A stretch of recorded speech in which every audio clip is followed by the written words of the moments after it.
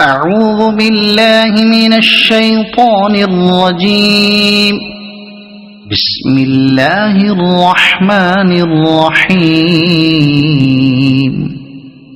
ألم نشرح لك صدرك ووضعنا عنك وزرك الذي أنقض ظهرك ورفعنا لك ذكرك فإن مع العسر يسرا إن مع العسر يسرا فإذا فرغت فانصب وإلى ربك فارغب.